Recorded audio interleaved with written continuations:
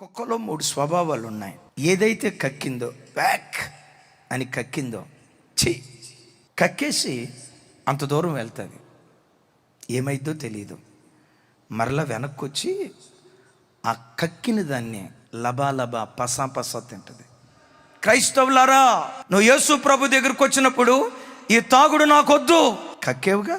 ఈ సినిమాలు నాకొద్దు, కక్కేవుగా. ఈ అక్రమ సంబంధాలు నాకొద్దు, కక్కేవుగా. వాళ్ళను కూర్చి వీళ్ళను కూర్చిన సాడీలు నాకొద్దు, కక్కేవుగా. ముసలమ్మ ముచ్చట్లు నాకొద్దు, కక్కేవుగా. అపవిత్రపు చూపు నాకొద్దు, కక్కేవుగా. ద్వేషం నాకొద్దు, కక్కేవుగా. ఒకప్పుడు దేన్ని కక్కేవో అదే సినిమా వైపు ఈరోజు నువ్వు వెళ్తున్నావు అంటే క్షమించు, నీవు ఒక కుక్కవే. అదే త్రాగుడు వైపు నువ్వు వెళ్తున్నావంటే క్రైస్తవుడా, నీవు ఒక కుక్కవే. మేము సినిమాలు చూడం, మేము సీరియల్ చూడం. బ్లాక్ అండ్ వైట్ ఒకప్పుడు టీవీ మన ఇంట్లో ఉంటే ఆ టీవీ నాటకం మీద పెట్టారు, మేము చూడమని. ఈరోజు ఏం జరిగింది?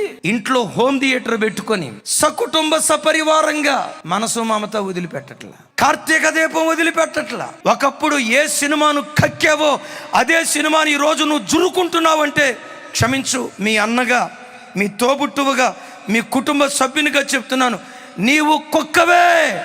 ఒకప్పుడు ఎప్పుడైనా దారిని వెళ్తూ ఉంటే ఒక అమ్మాయిని అపవిత్రంగా చూస్తే, ఒక అబ్బాయిని అపవిత్రంగా చూస్తే, దేవా నా చూపు పాడైపోయింది, దేవా తప్పుడు ఆలోచన వచ్చింది, నన్ను క్షమించయ్యా, దేవా రాకూడని ఆలోచన వచ్చింది, నన్ను క్షమించయ్యా అని చిన్న తప్పుడు చూపును బట్టి అల్లాడిపోతూ ఉండేదోడు.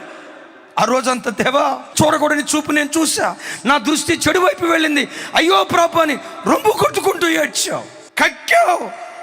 అలాంటి భక్తి జీవితం జీవించిన నీవు ఈరోజు సెల్ ఫోన్లో పోర్నోగ్రఫీ వీడియోస్ నువ్వు చూస్తున్నావంటే ఆ కుక్కవు నువ్వు కాదా?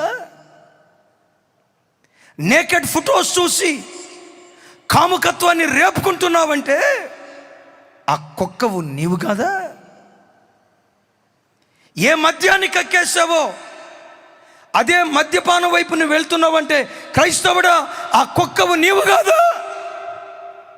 నేను మందిరానికి వచ్చి పరిచర్య చేస్తున్నా, మందిరంలో పాటలు పాడుతున్నా, మందిరంలో ప్రసంగం చేస్తున్నా, మందిరంలో పరిచర్య చేస్తున్నా అని నువ్వు అతిశయపడుతున్నావు. వెనుదిరిగి చూసే జీవితం కలిగిన ప్రతి వ్యక్తిని దేవుడు కుక్క అంటాడు. నా ప్రార్థన, కుక్కలాంటి స్థితిలో ఈ రాత్రి ఎవరైనా వస్తే ఆ కుక్కలన్నీ గొర్రె పిల్లలుగా మరలా మార్చబడునుగాక, గొర్రె పిల్లలుగా పొట్టేలుగా దేవుని కొరకు మార్చబడుదురుగాక.